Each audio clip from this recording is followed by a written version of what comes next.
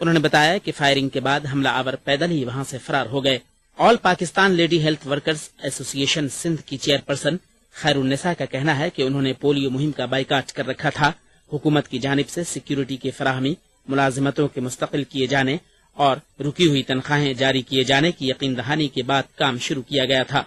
انہوں نے کہا کہ حکومت نے ان کی سیکیورٹی کے لیے کوئی انتظام نہیں کیا، جس کی وجہ سے 3 معصوم افراد کی جانیں چلی گئیں۔ خیر النساء کا کہنا ہے کہ اب 250 روپے کے لیے کون زندگی داؤ پر لگائے گا، ہم اس مہم کا بائیکاٹ کرتے ہیں۔ یونیسیف کے طریقہ کار کے مطابق ہر ٹیم کے ہمراہ 2 پولیس اہلکار کا ہونا لازمی ہے، اور ابھی اس بات کی تحقیقات ہونا ہے کہ ان افراد نے پولیس سے رابطہ کیا تھا یا نہیں۔ کراچی میں گزشتہ برس بھی انسداد پولیو مہم کے کارکنوں پر حملہ ہوا تھا۔ توجہ طلب ہے، پاکستان دنیا کا واحد ملک ہے جہاں پولیو اب بھی پھیل رہا ہے۔ Bureau report, E T V news. Bulletin میں فی الحال اتنا ہی، اجازت دیجیے، آداب۔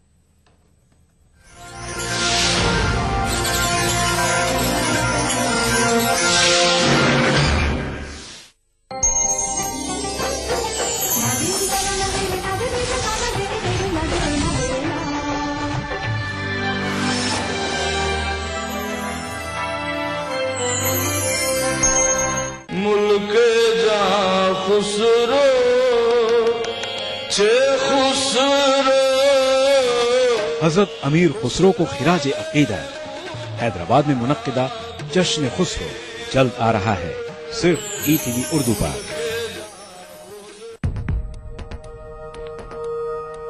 ایک مٹھی بھر جینے کی آرزو، تبدیلی کی چٹکی بھر جستجو، روزمرہ کے مسائل کی ڈھیر ساری بے قراریاں، خالی پتیلی میں پکتی گھر بھر کی بھوک، تاریکیوں سے لڑ اکٹھا کی ہوئی چٹکی بھر دھوپ۔ جمہوریت کا عظیم تیوہار پھر سے آیا ہے، کیا ہو آپ کا فیصلہ، بتائیں گے ملک کے بھروسے مند صحافی پردیپ رمن۔ ووٹ کرے گا انڈیا۔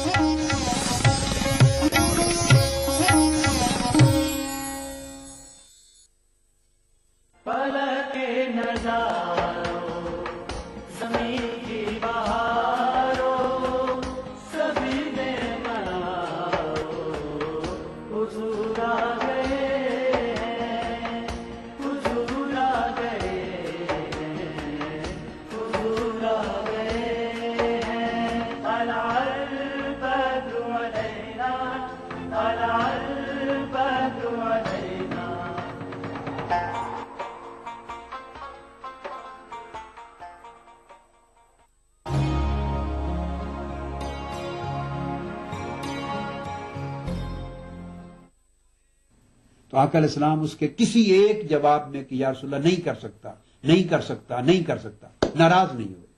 بیٹھ گئے۔ ثم جالسا، بیٹھ گئے۔ اتنے میں آقا علیہ السلام کی بارگاہ میں ایک شخص آیا، اس نے ایک ٹوکرا اٹھایا ہوا کھجوروں کا، سر پہ کھجوروں کا بھرا ہوا ٹوکرا، وہ لے کے آقا علیہ السلام کی بارگاہ میں حاضر ہوا اور آ کے آقا علیہ السلام کی بارگاہ میں پیش کیا۔ تو آقا علیہ السلام نے وہ کھجوروں کا ٹوکرا لے کے اس کو بلایا، وہ روزہ توڑنے والا کہاں ہے؟ حاضر ہو گیا، یا رسول اللہ میں ہوں۔ فرمایا لے جاؤ، اس کو صدقہ کر دو، تمہارا کفارہ ادا کرنے کے لیے کھانا یعنی کھجوریں بھی میں دے رہا ہوں، میرے پاس سے لے جاؤ، اور اب جا کر مدینہ کے غریبوں اور 60 مسکینوں میں تقسیم کر دو۔ اب سنیے وہ کیا کہتا ہے، وہ کہتا ہے قال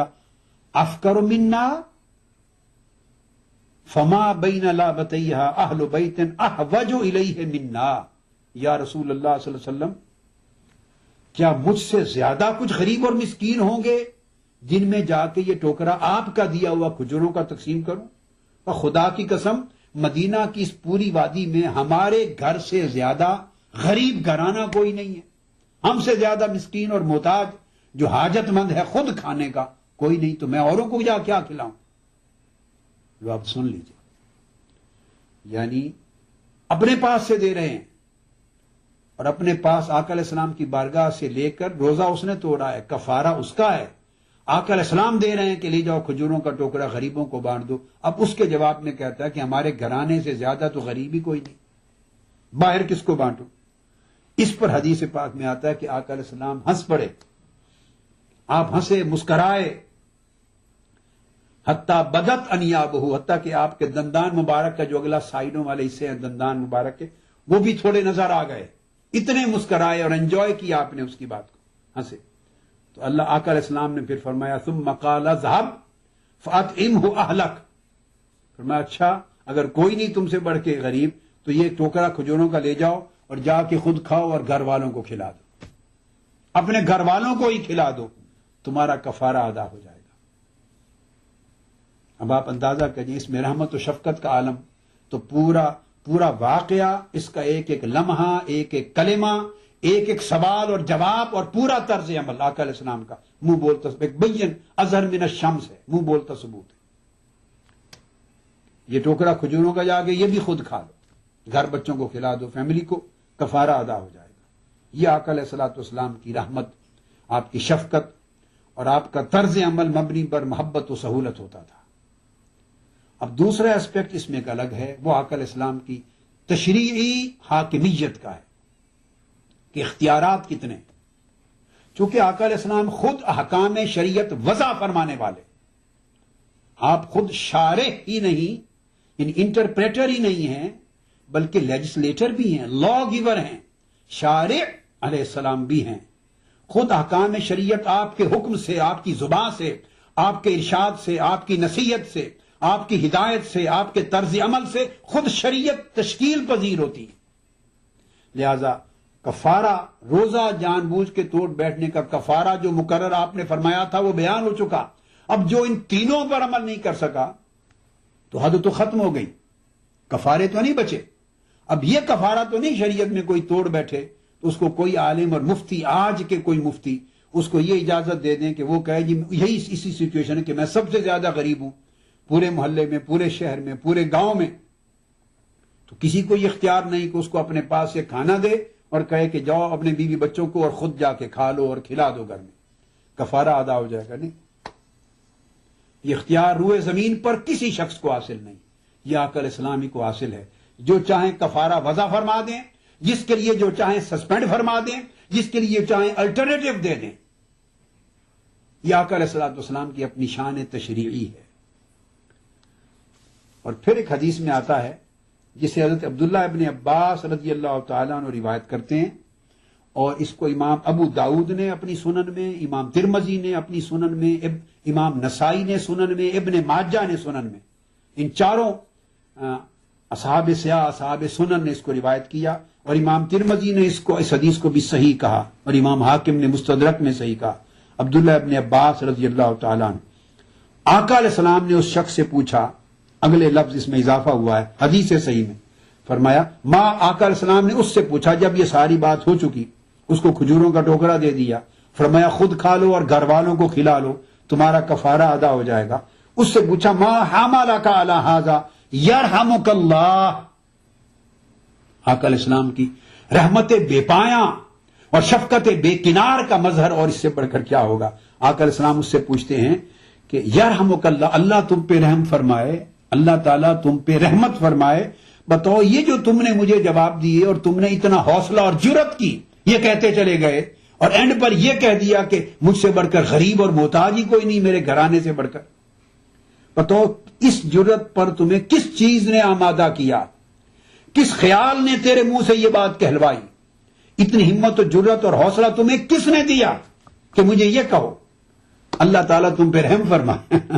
یہ کہہ کے آقا علیہ السلام مسکرائے اور دعا دے کے اس سے یہ سوال پوچھا۔ یہ سوال صرف اس سے سننے کے لیے تھا، اس کو اجازت عطا کر چکے تھے۔ یہ طرز عمل تھا آقا علیہ الصلوۃ والسلام کا ان لوگوں کے ساتھ جو خطا کے ارتکاب کر بیٹھتے، جن سے گناہ کبیرہ ہو جاتا، پرہیزگاروں اور عبادت گزاروں اور طاعت شعاروں کے لیے بات نہیں ہو رہی ہے۔ پھر ایک اور حدیث ہے جسے حضرت انس بن مالک رضی اللہ تعالیٰ عنہ روایت کرتے ہیں، اور یہ حدیث بھی متفق علیہ ہے جسے اب کوٹ کر رہا ہوں۔ اسے امام بخاری نے بھی اور امام مسلم نے دونوں نے بیان کیا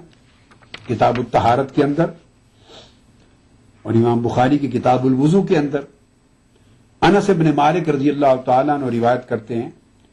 فرماتے ہیں کہ قال جاء اعرابی فبال فی طائفۃ المسجد فزاجرہ الناس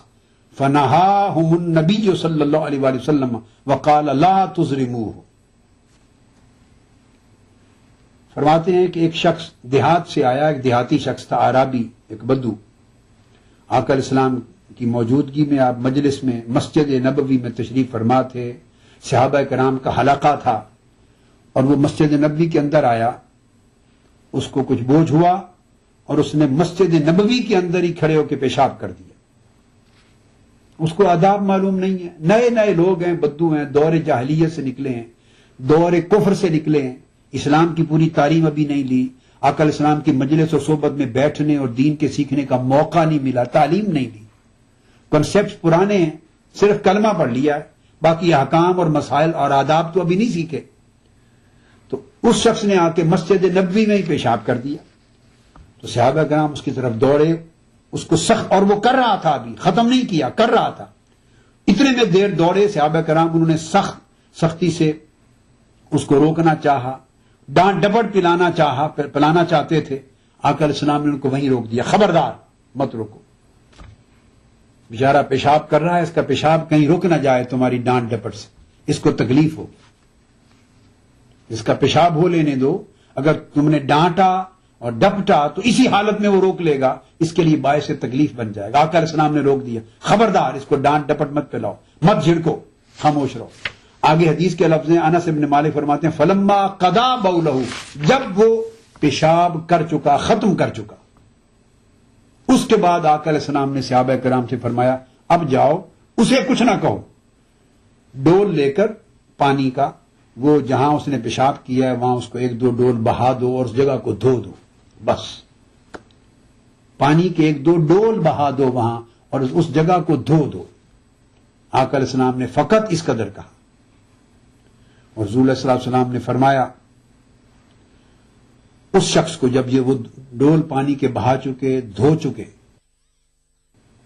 تو حدیث کے آگے دوسری حدیث میں روایت میں یہی الفاظ آتے ہیں کہ آقا علیہ السلام نے فرمایا صحابہ کرام کو انما بعثتم میسرین ولم تبعثوا مؤثرین، کہ خبردار تمہیں آسانیاں پیدا کرنے والا بنایا گیا ہے، تنگی اور سختی پیدا کرنے والا نہیں بنایا گیا. تمہیں لوگوں کو بس سہولت کے سبب اور شفقت کے سبب اسلام کی طرف کھینچنے اور لانے والا بنایا گیا ہے. ایسا طرز عمل اختیار کرنے والا نہیں بنایا گیا جس سے لوگ گھبرا جائیں، ڈر جائیں، خوف زدہ ہو جائیں اور دین سے دور ہو جائیں. نرمی اختیار کرو، بشروا ولا تنفروا ویسروا ولا تعسروا، انہیں اسلام کو آسان بنا کے پیش کیا کرو، سخت بنا کے پیش نہ کیا کرو. اسلام کو اس طرح پیش کرو تاکہ لوگ رغبت پا کے قریب آئیں اسلام کے، سخت اس طرح پیش نہ کرو کہ لوگ خوف زدہ ہو کے کہیں بھاگ نہ جائیں. اس موقع پر آقا علیہ السلام نے انہیں یہ تلقین بھی فرمائی. اور امام مسلم نے اسی واقعہ کو بیان کرتے ہوئے آگے اضافتاً یہ فرمایا حدیث صحیح میں کہ حضرت انس رضی اللہ تعالیٰ عنہ ہی فرماتے ہیں کہ آقا علیہ السلام نے جب وہ پیشاب سے فارغ ہو چکا تو اس کو بلایا اور بلا کے پاس بٹھا کے پیار سے، شفقت اور نرمی سے اسے سمجھایا، تعلیم دے دی کہ جو مسجدیں ہیں ان میں پیشاب اور پاخانہ وغیرہ نہیں کیا جاتا، ان میں عبادت کی جاتی ہے، نماز پڑھی جاتی ہے، قرآن پڑھا جاتا ہے، اللہ کا ذکر کیا جاتا ہے. تو مسجدوں کی جو یوٹیلیٹی ہے، کیا استعمال ہے، ان کا تقدس کیا ہے، اس میں کیا کیا اعمال کیے جاتے ہیں، کیا کیا نہیں کیے جاتے، آقا علیہ السلام نے اسے آرام سے بیٹھ کے پھر احکام سمجھا دیے، تعلیم دے دی. یہ طرز عمل حضور علیہ الصلوۃ والسلام کا تھا.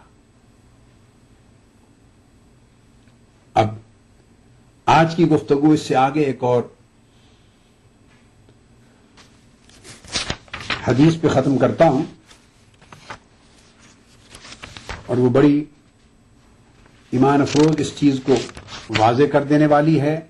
اس کی عملی جو نمونہ ہے اور عملی اس کی جو مظاہر ہیں اس کو انشاءاللہ اگلی نشست میں بیان کریں گے. حدیث آقا علیہ الصلوۃ والسلام کا جو حکم مبارک ہے وہ حضرت عبداللہ بن عمرو بن العاص رضی اللہ تعالیٰ عنہ وہ روایت کرتے ہیں کہ حضور علیہ الصلوۃ والسلام نے فرمایا، اب آپ اندازہ کیجئے کہ اگر کوئی شخص ایسے گناہ کبیرہ کا ارتکاب کر لے جس کی سزا شریعت میں حد مقرر کی گئی ہے بطور حد، جس کی سزا میں حد مقرر کی گئی ہے، فکسڈ پنشمنٹ ہے، یعنی بڑے درجے کا گناہ کا ارتکاب کر لے، تو آقا علیہ الصلوۃ والسلام نے فرمایا کہ اگر ایسی جو واجب الحد جرم اور گناہ کا ارتکاب تمہارے مابین ہو جائے تو کوشش کیا کرو کہ اس پہ پردہ ڈل جائے، پردہ ڈال دیا کرو، اس لیے کہ اگر وہ تم نے میری بارگاہ تک اس کیس کو پہنچا دیا اور اگر وہ شکایت لے کر تم میرے پاس آ گئے اور میں نے اس کی سماعت کر لی،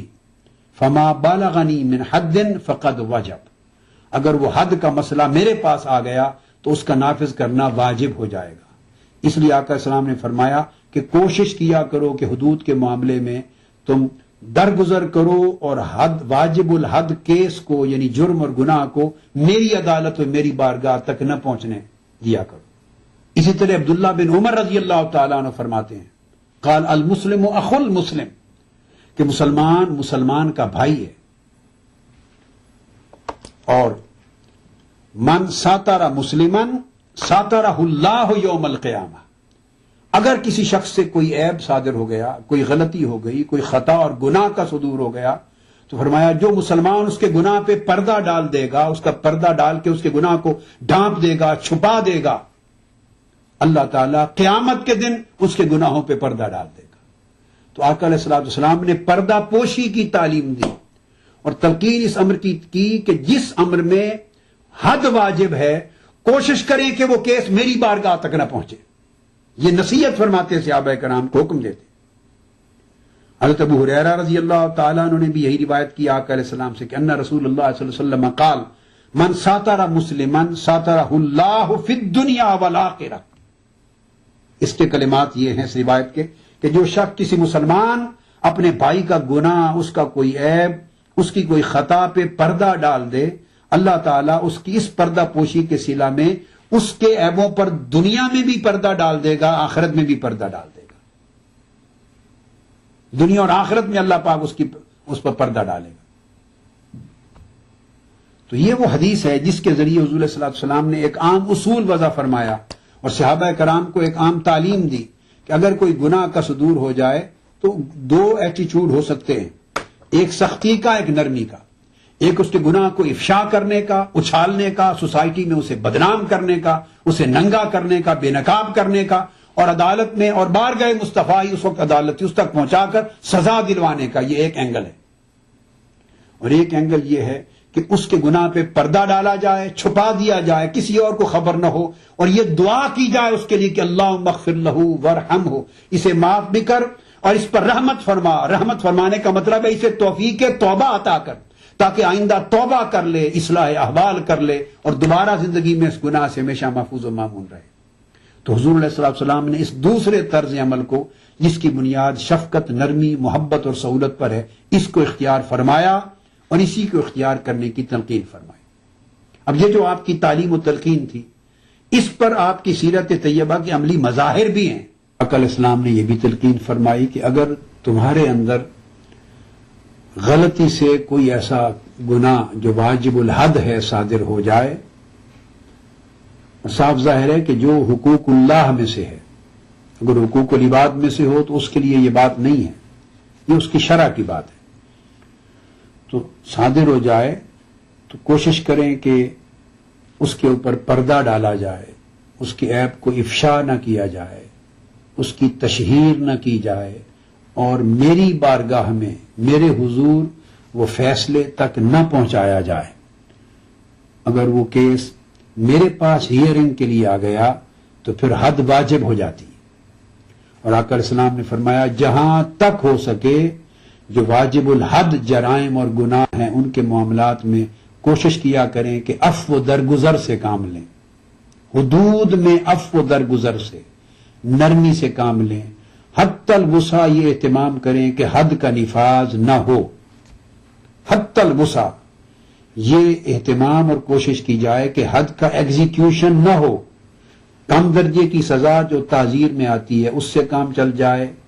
یہ ایک دوسرے سے معاف کرنے کی اگر اس عمل میں اجازت ہو تو اس سے کام چل جائے، یا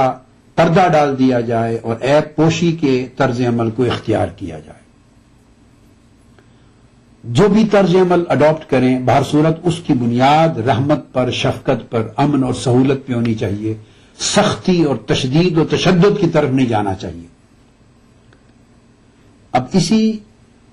تعلیم نبوی صلی اللہ علیہ وآلہ وسلم کا ایک عظیم عملی مشاہدہ اور عملی نظارہ ہم آگے اس حدیث میں دیکھتے ہیں جس کا تذکرہ آج کر رہا ہوں، اور یہ حدیث صحیح ہے، معروف ہے، جس سے حضرت ابن حزال ایک صحابی ہیں رضی اللہ تعالیٰ عنہ، انہوں نے روایت کیا، اور یہ حدیث مسند امام احمد بن حنبل میں آئی ہے، یہ حدیث مصنف ابن ابی شیبہ میں آئی ہے، یہ حدیث سنن ابی داود میں آئی ہے صحاح ستہ میں، یہ حدیث سنن نسائی میں آئی ہے، بہقی سنن کبریٰ میں آئی ہے، معجم طبرانی میں آئی ہے، اور امام حاکم نے اس حدیث کے اسناد کو اور حدیث کو صحیح قرار دیا، اور یہی حکم اسناد کا صحیح ہونے کا امام ذہبی نے قرار دیا۔ حدیث یہ ہے کہ ابن حزال رضی اللہ تعالیٰ عنہ روایت کرتے ہیں کہ ماعز بن مالک نامی ایک شخص تھے صحابہ کرام میں، مسلمانوں میں، ماعز بن مالک، ان سے ایک روز ایک کبیرہ گناہ کا ارتکاب ہو گیا جس کی سزا رجم ہے۔ ایک ایسے بڑے گناہ کا ارتکاب کر بیٹھے جس کی سزا رجم بنتی ہے۔ حضور علیہ الصلوۃ والسلام کی بارگاہ میں آئے، اور ماعز بن مالک نے آ کے آقا علیہ السلام کی بارگاہ میں اقرار جرم کیا، کنفیشن کیا اپنے جرم کا، اور کنفیس کرنے کے لیے خود کہا، یا رسول اللہ صلی اللہ علیہ وسلم انی زنیت فاقم علی کتاب اللہ، یا رسول اللہ صلی اللہ علیہ وسلم میں بدکاری کا مرتکب ہوا ہوں، مجھ پر اللہ کا حکم، اللہ کی کتاب کا حکم مجھ پہ جاری فرما دیجئے، مجھ پر حد ایگزیکیوٹ کیجئے۔ یہ کنفیشن کے ساتھ انہوں نے خود ریکوائر کیا، درخواست کی کہ مجھ پہ حد جاری کیجئے۔ پلک کے نظاروں زمین کی بہاروں سبھی نے مناؤ حضور آ گئے۔ دیکھیے ای ٹی وی اردو سبھی DTH platform پر، ڈش ٹی وی پر چینل نمبر 787، ایئرٹیل پر چینل نمبر 610، ٹاٹا اسکائی پر channel number 176، big TV پر چینل نمبر 972، ویڈیو کان پر چینل نمبر 750۔ دیکھیے آپ کا اپنا چینل اور بھی بہتر کوالٹی میں۔ پلک کے نظاروں زمین کی بہاروں سبھی نے مناؤ حضور آ گئے۔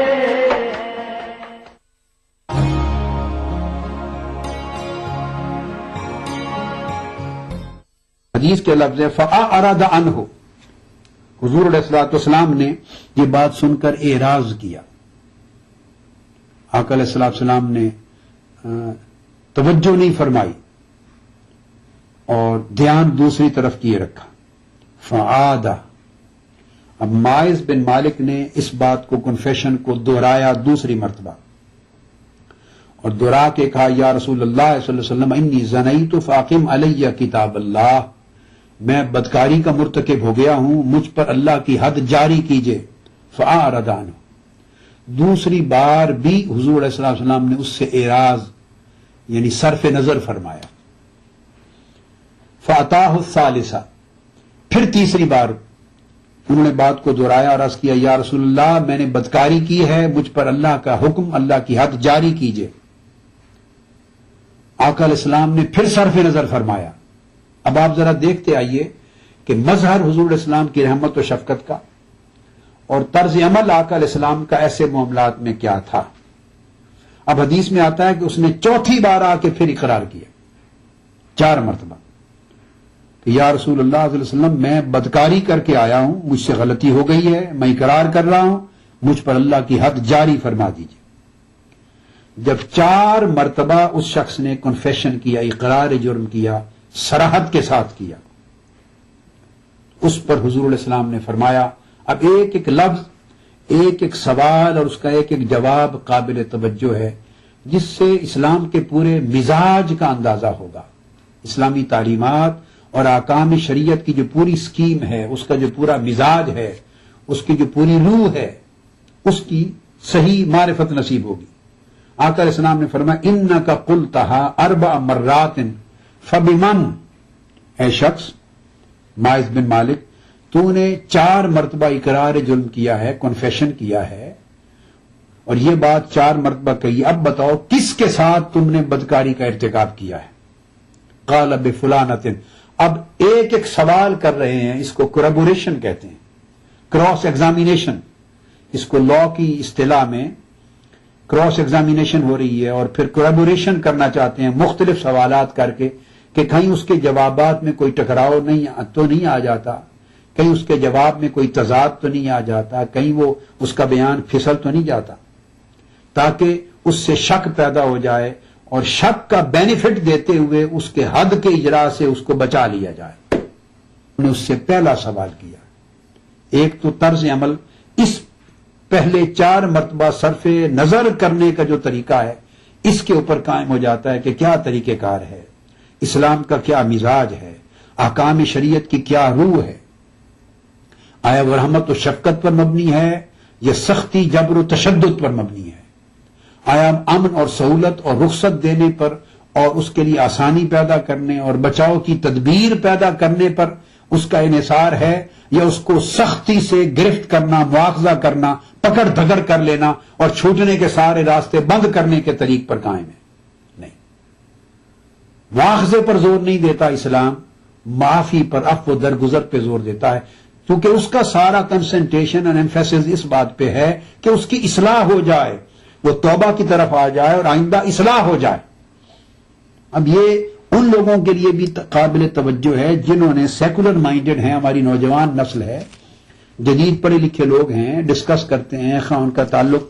میڈیا میں آ کے گفتگو کرتے ہیں، یونیورسٹیز اور کالجز میں پڑھتے ہیں، لیکچرنگ کرتے ہیں، سوسائٹیز میں، مجالس میں، حلقوں میں، کمپنیز میں بیٹھتے ہیں، ڈسکس کرتے ہیں اسلام پر، اور اسلام کی ڈیپتھ میں اس کی روح کی معلومات نہ ہونے کی وجہ سے غلط فہمی میں مبتلا ہے، اور یہ سمجھتے ہیں کہ اسلام معاذ اللہ بڑی سخت سزاؤں کا دین ہے، اور پتہ نہیں کیا کیا پھر القاب دیتے ہیں معاذ اللہ منفی قسم کے اسلام کو، کتنا نیگیٹو پروپیگنڈا کرتے ہیں، کتنی منفی پکچر اسلام کی آگے پروموٹ کرتے ہیں، اور اسلام کی کتنی نیگیٹو پکچر آگے پروپیگیٹ کرتے ہیں. ان کے لیے بھی قابل توجہ ہے کہ اسلام کی تو سزائیں دی ہیں تاکہ جرم ختم ہو، ظلم ختم ہو، بے حیائی ختم ہو، فحاشی ختم ہو، عریانی ختم ہو، حق تلفی ختم ہو ایک دوسرے کی، اور سوسائٹی باربیرین سوسائٹی نہ بنے، سوسائٹی ایک دوسرے پر ظلم کرنے والی سوسائٹی نہ بنے، اسپرچل ہیومن مورل ویلیوز کو تباہ کرنے والی سوسائٹی نہ بنے. ویلیوز قائم رہیں، ہیومن رائٹس قائم رہیں، ہیومن ویلیوز قائم رہیں، موریلٹی قائم رہے، اور موڈیسٹی قائم رہے، سینکٹیٹی قائم رہے، احکام کی ایک پیورٹی زندگی کے اندر، ایک پاکیزگی اور طہارت انفرادی زندگی میں بھی رہے، اجتماعی معاشرے میں بھی رہے. حتی الوسع. سزائیں تو دی ہیں، مگر بات سزاؤں کی نہیں، سزا کے اجرا کی ہے. ان سزاؤں کے اجرا کو جلدی سے تاجیلاً جلد اجرا کرنے کی حوصلہ شکنی کی ہے اسلام نے، کنڈیم کیا ہے، اجازت نہیں دی کہ تیزی کے ساتھ فوری سزا کے نافذ کرنے کی طرف رغبت کی جائے، اس کو بین کر دیا ہے. آقا علیہ السلام نے 4 مرتبہ اقرار سن کر بھی سزا سے اوائڈ کیا، اس پر کویسچننگ بھی نہیں کی تاکہ بات ممکن ہے وہیں خاموش ہو جائے اور واپس چلا جائے. اس کے بعد جب 4 مرتبہ اقرار ہو چکا ہے تو اب آقا علیہ السلام پوچھتے ہیں کس سے کیا ہے؟ اس نے نام بتایا فلاں سے. پھر اس کے بعد آگے دوسرا سوال کیا حل ضاجعتھا. اب اس جرم کو جس کا وہ اقرار کر رہا ہے، کنفیشن کر رہا ہے، اس کو مزید کلیریفائی کرنے کے لیے کہ ان ایمبیگوسلی اس کا جو کنفیکشن ہے ان ایمبیگوسلی کلیئر ہو جائے، اس میں کوئی ایمبیگوٹی نہ رہے، کوئی کنفیوژن نہ رہے، کوئی مس انڈرسٹینڈنگ نہ رہے، اس کے سٹیٹمنٹ میں کوئی مغالطہ اور کوئی کانفلکٹ اور کوئی ڈسپیوٹ کسی قسم کا نہ رہے، اب اس کے لیے طرح طرح کے سوال فرما رہے ہیں تاکہ کلیریفائی ہو جائے سچویشن. ممکن ہے کہیں جا کے اس کی پوری سٹیٹمنٹ میں مغالطہ اور شبہ آ جائے، اور وہ شبہ اور ڈاؤٹ آ گیا تو اس کا بینیفٹ اس کو پہنچے گا. سخت سزا یعنی حد جاری کرنے کی بجائے ممکن ہے نرم سزا سے مسئلہ حل ہو جائے. تو وہ جو حل